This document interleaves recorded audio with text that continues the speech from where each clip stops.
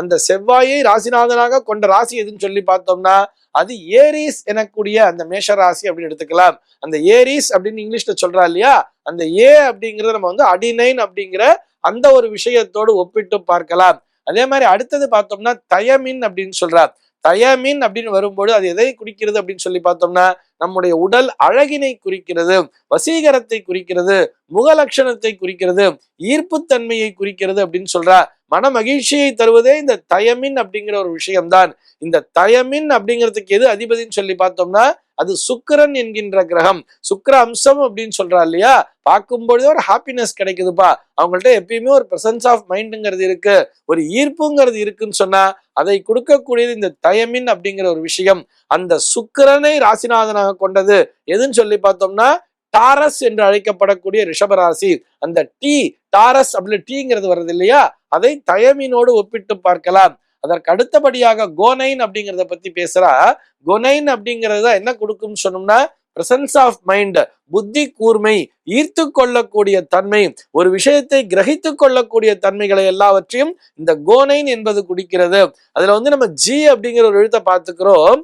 இந்த தன்மைகளை கொடுக்கக்கூடியதுன்னு பார்த்தோம்னா புதன் அப்படிங்கிற ஒரு கிரகம். அந்த புதனை ராசிநாதனாக கொண்ட ராசி எதுன்னு சொல்லி பார்த்தோம்னா ஜெமினி என்று அழைக்கப்படக்கூடிய அந்த மிதுன ராசி. அந்த ஜி என்பதை இந்த கோனைன் என்பதோடு நாம் ஒப்பிட்டு பார்க்கலாம். அதற்கு அடுத்தபடியா பார்த்தோம்னா சைட்டோசின் அப்படிங்கிற விஷயத்தை பத்தி பேசுறா. இந்த சைட்டோசின் அப்படிங்கிறது தான் மனதினை கட்டுப்பாடாக வைத்திருக்கிறது, மனம் சம்பந்தப்பட்ட விஷயங்களை பற்றி பேசுகிறது. மனதிலே ஒரு அன்பு, ஒரு தாய்மை உணர்ச்சி, ஒரு பாசம், ஒரு பரிவு, ஒரு சென்டிமெண்ட்ஸ் எல்லாத்தையும் கொடுக்கக்கூடிய அந்த உணர்வினை கொடுக்கக்கூடிய இந்த சைட்டோசின் என்பது. இது அனைத்திற்கும் அதிபதி சந்திரன் அப்படிங்கிற ஒரு கிரகத்தை சொல்றோம். இந்த சந்திரனை ராசிநாதனாக கொண்டது எதுன்னு சொல்லி பார்த்தோம்னா கேன்சர் என்று அழைக்கப்படக்கூடிய அந்த கடக ராசி. அதில் இருக்கக்கூடிய சி என்கின்ற அந்த எழுத்தினை இந்த சைட்டோசினோடு நாம் ஒப்பிட்டு பார்க்கலாம்.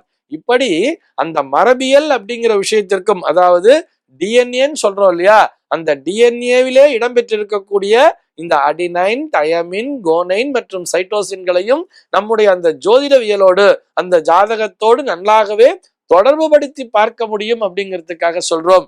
இந்த கிரகங்கள் தான் இதற்கு அதிபதி என்று நம்முடைய அந்த மகர்ஷிகள் பிரித்து வைத்திருக்கிறார்கள் தானே.